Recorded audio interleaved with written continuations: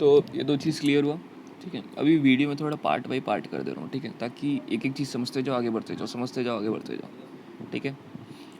अभी उसका एग्जाम्पल दिया था, एग्जाम्पल अब तुमको खुद पढ़ लेना है, ठीक है, और वो तुमको समझ में आ जाएगा ईजिली। नहीं भी आएगा तो पूछना, ऐसे आ जाना चाहिए। एक दूसरा देखते क्या लिखा है, force when applied on a rigid object does not change the interspace. हाँ, ये पढ़ लो नोट, ये पूछ सकता है, ठीक है। हाँ, तो ये मैं तो याद बताना भूल गया ना, क्या करना है याद। ये जैसे इफेक्ट ऑफ फोर्स पढ़े हम लोग, तो उससे पहला पॉइंट याद रखना है। इसमें याद क्या रखना पता है हम लोग को, दो ही चीज़ में बताया क्या। एक तो वो स्टेट ऑफ रेस्ट से स्टेट ऑफ मोशन में आ सकता है, या मोशन से रेस्ट में आ सकता है। ये चीज़ तुम एक बार अपने लैंग्वेज में लिख लेना कॉपी में, या समझ लेना अपने मन में कि हाँ एग्जाम में आएगा तो भाई हम लिख सकते हैं। और दूसरा क्या, उसका शेप और साइज़ चेंज हो जाएगा, बस और कुछ नहीं। और एक दो एग्जाम्पल देख लेना, ताकि एग्जाम्पल लिख दो। और अगर कोई एग्जाम में पूछे ना कि इफेक्ट ऑफ फोर्स बताओ, तो तुम उसमें लिखना इफेक्ट 1 ये है, इफेक्ट 2 ये है, और दोनों का एक एक एग्जाम्पल एटलीस्ट दे देना। अगर एग्जाम्पल देने नहीं भी बोला हो, और एग्जाम्पल देने 2 बोल दिया हो तो 2 तो देना ही है। नहीं भी देने बोलो तब भी दे देना, ठीक है, अच्छा रहता है। और नोट अब पढ़ लेते हैं, ज़रूरी। ए force when applied on a rigid object does not, note ये वाले पेज का, ये 57 पेज का, ठीक है। बुक खोल के रखना अपने सामने। A force when applied on a rigid object does not change the interspacing between its constituent particles and therefore it does not change the dimension of the objects. देखो, हम लोग पहले पढ़े थे ना, क्लास 8 में पढ़े थे हम लोग कि जो ऑब्जेक्ट रहता है ना, उसके अंदर मॉलिक्यूल आइटम ये सब रहता है। उतना अंदर नहीं जाने का ज़रूरत है, टेंशन मत लो, उतना कुछ नहीं है। बस जो अंदर उसके बहुत सारे पार्टिकल से बना रहता है, मान लो एक टेबल है, वो बहुत सारे पार्टिकल से बना है, ठीक है। तो मैं क्या बताया था, मैं एग्जाम्पल ही के पिछले वाले एग्जाम्पल ही के टाइम बता रहा था, अगर कोई रिजिड ऑब्जेक्ट है, मतलब कोई टफ हार्ड ऑब्जेक्ट है, तो उसको अगर हम लोग कोई फोर्स देंगे तो वो रेस्ट या मोशन में, या मोशन या रेस्ट में हो सकता है, लेकिन उसका शेप साइज नहीं चेंज होगा। यहाँ पे क्या उसका टर्म यूज़ किया है, A force when applied on a rigid object does not change the interspacing between its constituent particles. Constituent particles मतलब क्या हुआ, वही atoms molecules. Atoms molecules में ही जो space रहता है ना, वो जब change होता है ना, तभी object का shape, size ये सब change होता है। समझ में आया? कोई भी ऑब्जेक्ट कंस्टिट्यूएंट पार्टिकल से बना है, कंस्टिट्यूएंट पार्टिकल्स मतलब क्या हुआ, एटम मॉलिक्यूल्स ये सब, ठीक है। और वही एटम मॉलिक्यूल के बीच का जब स्पेस चेंज होता है ना, तब ऑब्जेक्ट का शेप और साइज चेंज होता है, ठीक है। तो मतलब क्या हुआ कि किस ऑब्जेक्ट का कंस्टिट्यूएंट पार्टिकल का इंटरस्पेसिंग चेंज हो सकता है, जो रिजिड नहीं है, ठीक है। तो ये याद कर लेना तुम, a force when applied on a rigid object does not change the interspacing between its constituent particles and therefore it does not change the dimension of the object. On the other hand जो non rigid रहेगा उसमें इंटरस्पेसिंग change कर देगा constituent particles का, तो इसकी वजह से उसका डायमेंशन चेंज हो जाएगा, सीधा सा बात है। A force is that physical cause which change, अब ये इतना हो गया, ये नोट याद कर लेना। और ये फोर्स का डेफिनेशन है, a force is that physical cause which changes either the size और शेप ऑफ द बॉडी और द स्टेट ऑफ रेस्ट। ये कुछ नहीं है, ये इफेक्ट को इलेबोरेट करके लिख दिया है। A force is that, if देखो बस एक पहला इसमें लिखा है क्या, फोर्स क्या है, एक फिजिकल कॉज है। A force is that physical cause which changes either the shape और साइज ऑफ द बॉडी और द स्टेट ऑफ रेस्ट और मोशन ऑफ द बॉडी। बस जो दो इफेक्ट पड़े, इजीली याद हो जाएगा, समझ में आया ना, तो याद हो जाएगा। अब फोर्स दो तरह का होता है, contact force, non contact force. Contact force जब कहीं से कुछ जुड़ रहा है, टच हो रहा है। नॉन कॉन्टैक्ट मतलब बिना टच हुए भी होता है, एग्जाम्पल देखेंगे हम लोग। कॉन्टैक्ट फोर्सेस क्या हो गया, a force which are applied on a bodies by making a physical contact with them. Definition याद रखना, जब फिजिकल कॉन्टैक्ट हो रहा हो दो बॉडी के बीच में और उसमें फोर्स लग रहा हो, तब होगा वो कॉन्टैक्ट फोर्स। एग्जाम्पल क्या है, फोर्स ऑफ फ्रिक्शन। पहले देख लो क्या होगा एग्जाम्पल, उसके बाद उसको डिफाइन करेंगे। Force of friction, normal reaction, force of tension exerted by spring. बताऊंगा आगे क्या होता है, टेंशन मतलब। Force exerted by spring, force exerted on two bodies during collision, ठीक है। अभी पढ़ते फ्रिक्शनल फोर्स क्या होता है, when a body slides over A rough surface, a force acting on the body in the opposite direction of the motion along the surface of contact, this is called frictional force of reaction. देखो, जब भी कोई rough surface पे, मान लो कि कैसे example दे, कि जैसे ज़मीन है, ठीक है, मान लो टाइल्स है, ठीक है। तो टाइल्स पे ना क्या होता है, फ्रिक्शन बहुत कम होता है। जो ज़मीन पे लगा रहता है, जनरली घर ये सब में लोग लगवाते हैं टाइल्स, तो टाइल्स पे फ्रिक्शन बहुत कम होता है, तो उस पर गिरने का चांस बहुत ज़्यादा होता है। क्यों? क्योंकि वो रफ नहीं है। एग्जाम्पल एक टेबल से ही लेते हैं, कोई टेबल है, ठीक है, वो उतना स्मूथ नहीं है, मतलब रफ है, तो अगर उस पर हम लोग किसी भी चीज़ को पुश करेंगे तो उस पर एक फोर्स लगेगा पीछे की तरफ में, उसको फ्रिक्शनल फोर्स कहते हैं। देखो, एक टेबल रखना, एक रफ टेबल हुआ, एक स्मूथ टेबल हुआ। अब तुम रफ टेबल पे कोई चीज़ मूव करोगे तो वो और स्मूथ टेबल पे मूव करोगे तो पहले ज़्यादा कौन अच्छे से मूव होगा, अच्छे से नहीं मतलब कि कौन ज़्यादा जल्दी मूव होगा, जो स्मूथ टेबल पे करोगे। ये हम लोग का नॉर्मल एक्सपीरियंस है। इसी को साइंस की भाषा में क्या कह दिया जाता है कि रफ ऑब्जेक्ट पे क्या होता है, फ्रिक्शन ज़्यादा होता है, और फ्रिक्शन किस डायरेक्शन में लगता है, पीछे के डायरेक्शन में। मतलब तुम अगर किसी टेबल पे आगे के डायरेक्शन में फोर्स लगा रहे हो तो पीछे के डायरेक्शन में फ्रिक्शनल फोर्स लग रहा है, जिस वजह से उसको टाइम लग रहा है आगे जाने में। और स्मूथ टेबल में भी फ्रिक्शन है, स्मूथ टेबल में भी फ्रिक्शन पीछे की तरफ लग रहा है। देखो फ्रिक्शन कभी जीरो नहीं होता है, ठीक है, लेकिन क्या होता है स्मूथ टेबल में फ्रिक्शन कम होता है और रफ टेबल में बहुत ज़्यादा होता है। समझ में आया? तो ये डेफिनेशन याद करना फ्रिक्शनल फोर्स का। Normal reaction force, normal reaction force क्या होता है? When a body is placed on the surface the body exerts a force downwards equal to its weights but the body does not move because the ये देखो normal reaction में तुमको समझा देता हूँ, तुमको इसको अपने भाषा में भी लिखना, एग्जाम में लिख देना, कोई दिक्कत नहीं होगा, बस सही लिखना।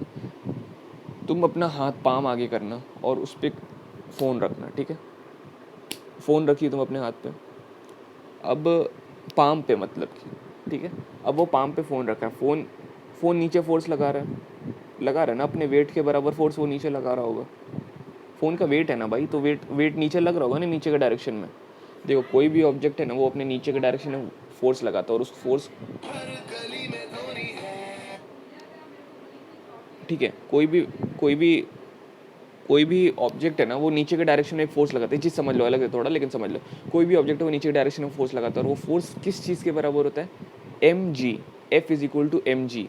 देखो कुछ टफ नहीं है, नॉर्मल इसलिए बता दे रहा हूँ। जैसे मैं हूँ, अगर मैं खड़ा हूँ नॉर्मल या मैं बैठा भी हुआ तो मैं नीचे की तरफ में एक फोर्स लगा रहा हूँ और वो नीचे नहीं होता, वो towards the centre of earth होता है, जिसको कि हम लोग वेट कहते हैं, ठीक है।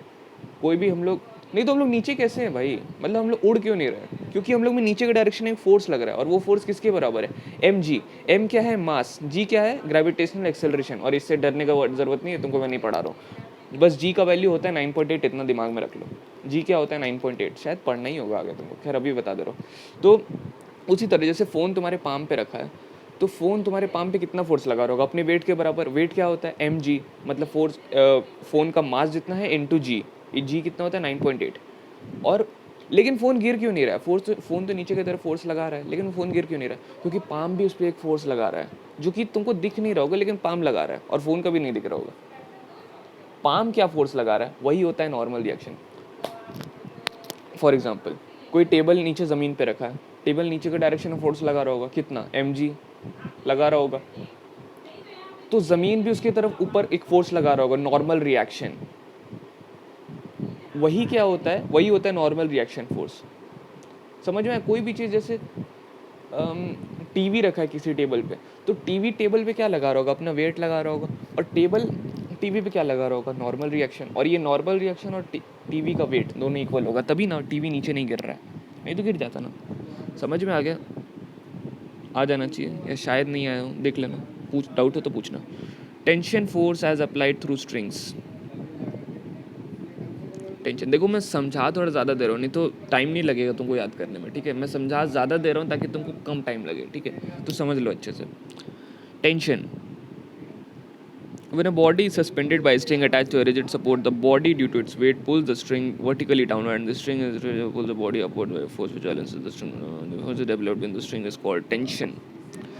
देखो कोई भी स्ट्रिंग होता है ना, स्ट्रिंग क्या, धागा और कुछ नहीं, धागा। तो हाँ धागा, तो कोई भी कहीं पे भी कोई स्ट्रिंग टांगा हुआ हो घर में तो देखना, और उसमें अगर कोई तुम बॉल टांग दो, ठीक है, तो एक तो चांसेस है कि बॉल गिर जाएगा, स्ट्रिंग टूट जाएगा। वो चांस तब होगा जब स्ट्रिंग तुम्हारा बैलेंस नहीं कर पाएगा। और पूरा बता रहा हूँ मैं, स्ट्रिंग में तुम टांग दी एक बॉल, ठीक है, अब बॉल क्या कर रहा है, स्ट्रिंग में टांगा हुआ है बॉल और स्ट्रिंग कहीं अटैच है, मतलब किसी पेन डाल के उसको उससे जोड़ दिया। समझ में आ रहा है ना, फिगर समझ में आ रहा है, दिमाग में रहना चाहिए। बॉल अब क्या कर रहा होगा, नीचे के डायरेक्शन में फोर्स लगा रहा होगा, और वो फोर्स किसके बराबर होगा, M G, mass into gravitational acceleration. Gravitational acceleration का वैल्यू 9.8, इसको आगे अप्रॉक्सीमेटली 10 ले लिया जाता है, लेकिन 9.8 पे याद रखो, ठीक है। तो बॉल नीचे फोर्स लगा रहा होगा लेकिन स्ट्रिंग नहीं टूट रहा है, इसका मतलब क्या है, स्ट्रिंग भी एक फोर्स लगा रहा होगा ऊपर के डायरेक्शन में, तभी ना दोनों फोर्स बैलेंस हो रहा होगा। ये चीज़ समझ में आ रहा है, तभी दोनों फोर्स बैलेंस हो रहा होगा। जैसे नॉर्मल रिएक्शन, तो पाम पे बॉल रखा है, बॉल नीचे नहीं गिर रहा है, पाम भी नीचे नहीं जा रहा, मतलब कि दोनों इक्वल फोर्स लगा रहा है। बॉल क्या लगा रहा था, एम जी, पाम क्या लगा रहा था, नॉर्मल रिएक्शन। अब स्ट्रिंग के केस में क्या हो जाता है, स्ट्रिंग से बॉल टांगे, बॉल नीचे नीचे की तरफ फोर्स लगा रहा है mg, लेकिन स्ट्रिंग नीचे नहीं जा रहा, बॉल भी नीचे नहीं जा रहा, मतलब कि स्ट्रिंग भी एक फोर्स लगा रहा होगा ऊपर के डायरेक्शन में, तभी नीचे नहीं जा रहा है। और वही स्ट्रिंग जो फोर्स लगाता है टेंशन, कभी भी स्ट्रिंग कहीं भी कनेक्टेड हो ना, देखो यहाँ पे जो ऑब्जेक्ट है 57 पेज नंबर है, फिगर 3.3, तो उसमें ऑब्जेक्ट है, ऑब्जेक्ट देखो नीचे के डायरेक्शन में लिखा दिया डब्ल्यू, डब्ल्यू क्या है, वेट, वही है mg, weight is equal to mg, और ऊपर के डायरेक्शन में क्या लग रहा है, टेंशन। बात खत्म, समझ में आया। अभी ये है पेज 58, तो force exerted by the spring,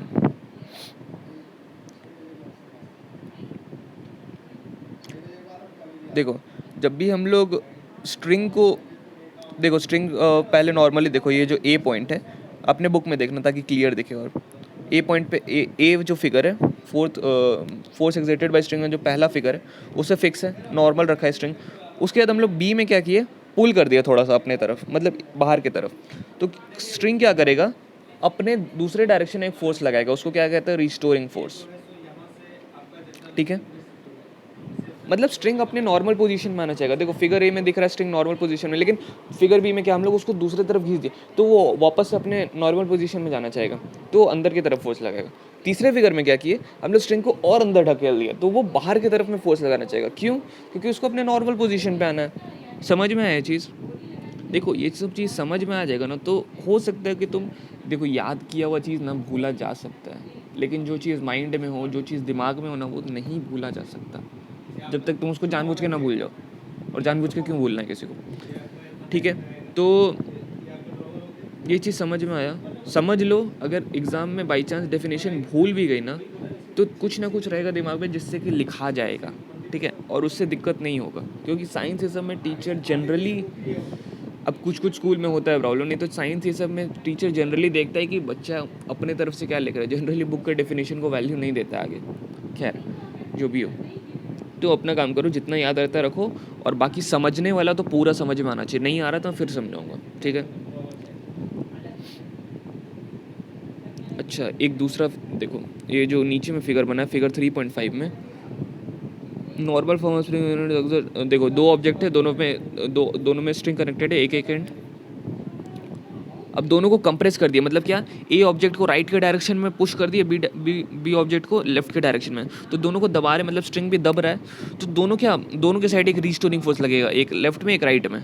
समझ में आया? और घीस दिया तो अंदर की तरफ लगेगा, वही चीज़ तो था, टाइम वेस्ट कर दिया। फोर्स एक्सर्टेड ड्यूरिंग कोलिजन, ठीक है। अच्छा इसका वैल्यू तुमको पढ़ना ही नहीं है, बस समझ लेना और कुछ नहीं। When two objects collide they push each other, कुछ नहीं, जब भी दो ऑब्जेक्ट कोलाइड करेगा तो वो पुश करेगा एक दूसरे को, ठीक है। मतलब कि जैसे कि अगर कोई भी दो ऑब्जेक्ट है, मतलब कि मान लो कि एक बहुत मोटा आदमी है, ठीक है, और एक बहुत पतला आदमी है, ठीक है, तो दोनों दौड़ते दौड़ते एक दूसरे के साइड आ रहे हैं, ठीक है, दोनों टकराया, कौन गिरेगा? पतला वाला गिरेगा शायद, क्या है ना, तो पतला वाला गिर जाएगा। तो क्या हुआ, जब भी कोलिजन हो गया दोनों के बीच में, कोलिजन मतलब क्या होता है, कोलिजन मतलब बूम, वही समझ लो, मतलब कि टकराना, समझ में आया? बूम मत लिख देना, टकराना ये सब, ठीक है, समझ में आया? कोलाइड होना, when two bodies collide they push each other, मतलब कि जब जो एक मोटा आदमी है और एक पतला आदमी है, दोनों एक दूसरे को धक्का दिया, तो क्या हुआ, मोटा आदमी फोर्स लगा, पतला आदमी भी फोर्स लगाया, दोनों एक दूसरे को पुश किया, लेकिन मोटा आदमी पे नहीं फ़र्क पड़ा। पुश तो पतला आदमी भी किया था भाई, किया तो था, लेकिन मोटा आदमी को फोर्स ज़्यादा था, तो इसलिए पतला आदमी गिर जाएगा। As a result equal and opposite force acts on each body. तो देखो अब एक नॉर्मल एग्जांपल लेते हैं, जैसे कि अब फिगर ए पे आते हैं, फिगर 3.6 में ए वाले फिगर है, two bodies moving towards each other, motion of A है, मोशन ऑफ बी है, ठीक है। ए राइट आ रहा है, बी लेफ्ट आ रहा है, वही है, मोटा पतला वही है। Force on A due to B, तो जो ऑब्जेक्ट ए है उस पर क्या फोर्स लगेगा, एफ ए बी, अरे ये सिर्फ टर्म लिख दिया है, कुछ बड़ा बात नहीं है। एफ ए ऑब्जेक्ट पे कौन सा फोर्स लगेगा, एफ ए बी मतलब force on A due to B. अरे ए ऑब्जेक्ट आ रहा है, बी उसको धक्का देकर टकराने के बाद, तो उस पर क्या फोर्स लगेगा, force on A due to B, यही लिख दिया उसको इंग्लिश में, और कुछ खास बात नहीं है। बी ऑब्जेक्ट आ रहा है, उस पर क्या फोर्स लगेगा, ए फोर्स लगाएगा, तो मतलब क्या हो जाएगा, force on B due to A, बस। अब नॉन कॉन्टैक्ट फोर्स का आगे बात करते हैं, ठीक है।